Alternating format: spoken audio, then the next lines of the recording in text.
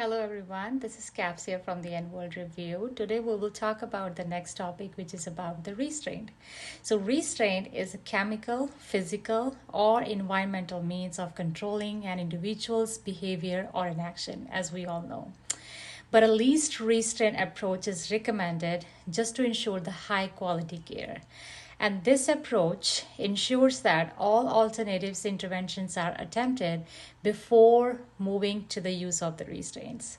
And remember, in the restraint, informed consent from the family members that may also be required before we decided to use the restraints. So that was a little bit information about generally about the restraints, like what is restraint and why do we need it.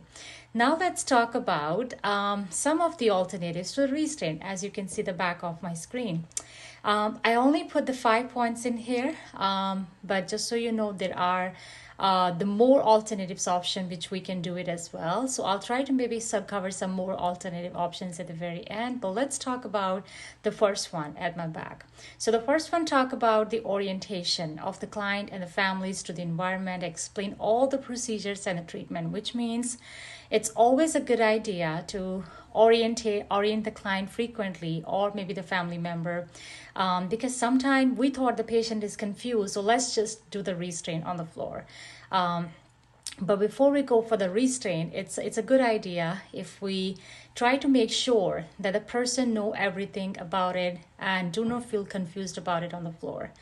After the orientation, we can also make sure some of the companionship can be provided, or maybe some supervision approach, maybe have a staff with the client just to stay with them for a while, just to make sure they are okay and they don't need to require the use of the restraint, right?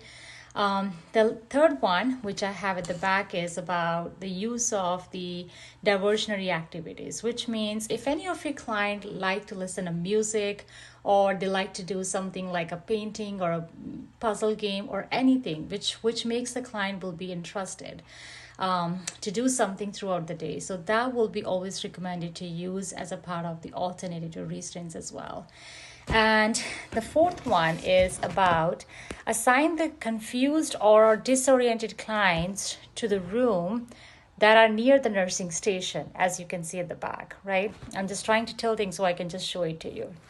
So why this is important as another nursing intervention, because before you want to try something as a physical or maybe a chemical medication, you want to make sure you do something first as a nurse before you try the least restraint approach, like the policy, which we don't want the client to do it for the client, but sometimes we might need it. But make sure you try these steps first before you try the restraint for the client.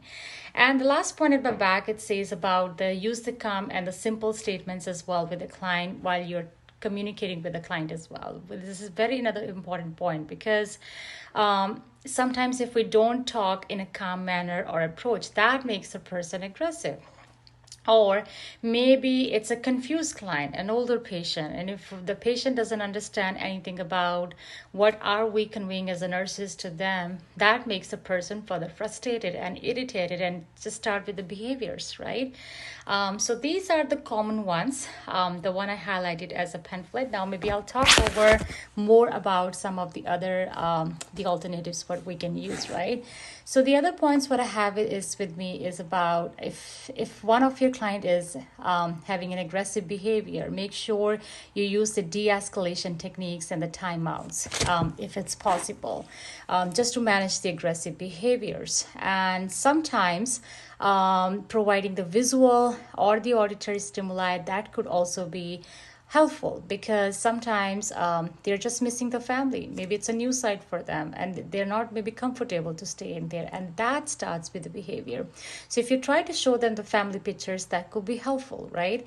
And apart from that, maybe make sure your client is having the enough the adequate hydration as well, the nutrition level is okay, and they're also getting a good sleep as well. And and the last part maybe I'll talk about is just make sure the other physical needs like toileting, the fluids requirement, like you just make sure you do listen the client concern, because sometimes we don't know what actually the client needs it, and that just aggravate the behavior, right? So I hope these little points could be helpful in understanding the restraint topic and what alternatives we can try as a nurses as well before we try the actual physical or chemical or environmental restraint.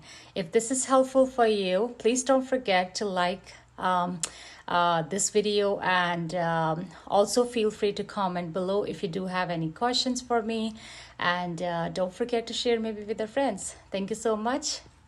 Have a great day.